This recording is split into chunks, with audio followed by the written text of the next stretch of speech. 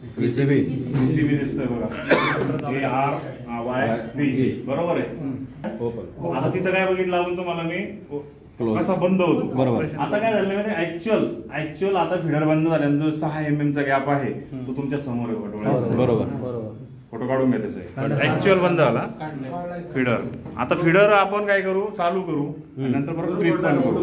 Okay, त्याच्यानं काय करा, शूटिंग काढा तुम्ही. आता माझ्या हाताला हँड ग्लोव्ह नाही तर मी शूज घालून आहे.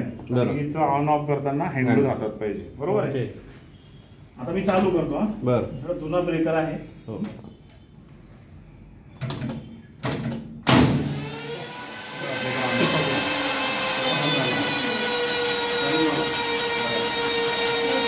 काय झालं, फिडर चालू झालं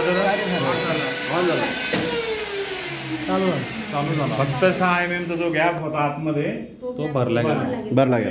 तुम्हाला जे म्हणत होतं इथं ओपन होतं फक्त एवढं. बरोबर. आता काय झालं, सप्लाय स्टँड झालं म्हणजे LMQV काय झाली, चालू झाली. आणि आपण म्हणतो की बंद करून पाहिजे मला 1 मिनिटात. बरोबर. आता फिडर ट्रिप कधी होतो, एक तर आर्क फॉल्ट, ओव्हर करंट किंवा फेस टू फेस ट्रिप होणार,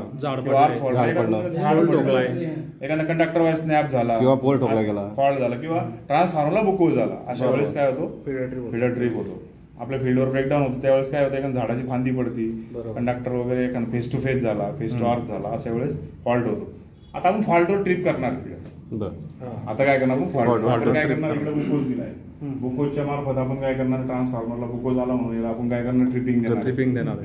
आता बघा तुम्ही, ट्रिप झाल्यावर काय होतं.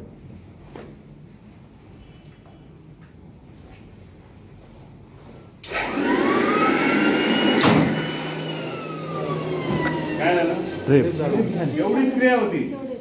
VCBच्या आतमध्ये एवढंच होतं, 6 mm चा गॅप तयार झाला फिडर ट्रिप झाल्यावर. बाकी दुसरं काय नाही, कुठं आयसोलेटर ओपन होत नाही आतमध्ये. तुम्हाला वाटतं खूप मोठा गॅप तयार होतो बंद केलं म्हणलं तर, त्या 6 mm च्या भरोश्यावरती आपण आपला जीव धोक्यात घालतो. साहेब 1 मिनिटात बंद करून द्या, मी लगेच ट्रिपच घ्यायची नाही. बिलकुल नाही, हँड ट्रिप नाहीच आहे आपल्या, विशेष नाही, नियमात नाही. आता हे तुम्हाला डायरेक्ट माहिती ओपन, आता हे जे दिसलं तुम्हाला इथं, हे ऍक्च्युअल आहे. ओपन करून दाखवलं म्हणजे बॉटल जी असते की याच्या आतमध्ये बॉटल ही, याच्या आतमध्ये बॉटल ही बॉटल तुम्हाला काय केली, आता डायरेक्ट कट करून आपण आतमध्ये ओपन करून दाखवली तुम्हाला. आर्मेचर सारखं आहे बघा, आर्मेचर सारखंच आहे.